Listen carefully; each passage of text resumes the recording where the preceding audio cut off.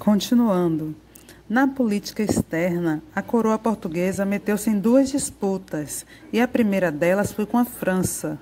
Como represália pela invasão de Portugal, Dom João VI, incentivado pela Inglaterra, ordenou a invasão da Guiana Francesa em 1809, local que foi dominado pelos portugueses até 1817.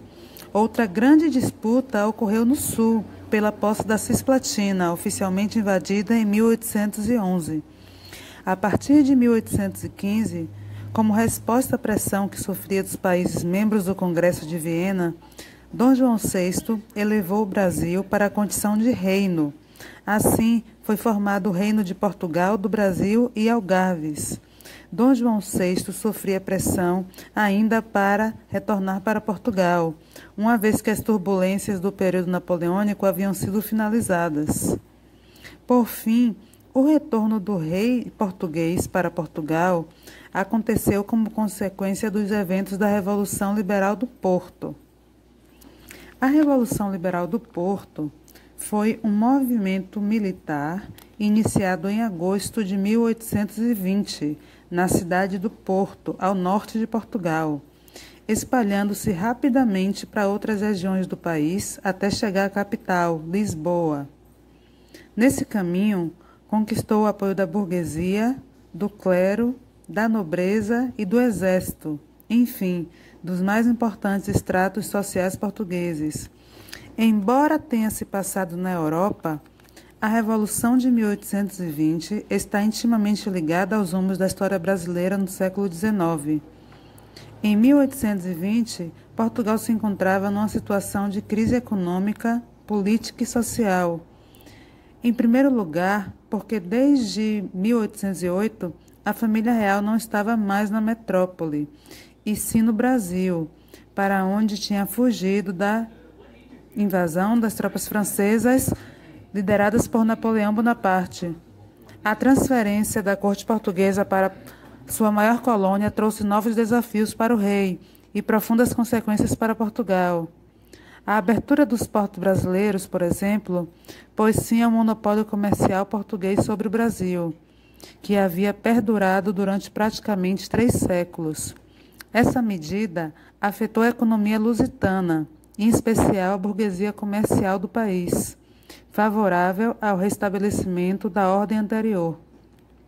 A nobreza, por sua vez, havia perdido uma série de privilégios que possuía até então como integrante da corte portuguesa, agora não mais em Lisboa, mas sim no Rio de Janeiro. Quanto ao exército, desde a transferência da família real para o Brasil, ficou sob o comando do marechal inglês Beresford, a quem Dom João VI confiou o governo português durante sua ausência. Enfim, o cenário em Portugal naquele momento parecia contrastar com a suposta prosperidade e importância do Brasil. Não é difícil, portanto, entender por que cada um desses setores acabou apoiando o movimento de 1820. Naquele mesmo ano, outras regiões da Europa, como Espanha, Grécia e a cidade de Nápoles, passaram por revoluções liberais. Sob influência desses movimentos, as cortes portuguesas também procuraram formar um governo liberal no país, subordinando a coroa ao legislativo, isso é, criando uma monarquia constitucional, garantindo direitos aos cidadãos portugueses e enfrentando a crise em que o país se encontrava. Para atender ao último objetivo, as cortes defendiam a volta imediata do rei para Portugal e o restabelecimento do monopólio comercial sobre o Brasil. Havia, portanto, uma visível contradição no movimento de 1820. Se ele era liberal para os portugueses em relação ao Brasil, a Revolução buscava nada mais do que a retomada do colonialismo. Atender às propostas liberais, portanto, significaria o retorno do Brasil à condição de colônia. Enquanto elaboravam a nova Constituição do país, as cortes portuguesas adotaram a Carta Magna Espanhola, de inspiração liberal. Ao mesmo tempo, no Brasil, chegavam as primeiras notícias da Revolução do Porto e, com elas, as divisões em torno do movimento iniciado em Portugal. As primeiras notícias da Revolução do Porto chegaram ao Brasil somente 2 meses após o início desse movimento. Logo, a sociedade brasileira, incluindo os portugueses que viviam na colônia, se dividiu, fosse em razão das ambiguidades da própria Revolução do Porto ou mesmo dos seus interesses específicos. Em linhas gerais, sob o ponto de vista ideológico, havia os que se prendiam ao caráter liberal e os que ressaltavam seu aspecto colonialista.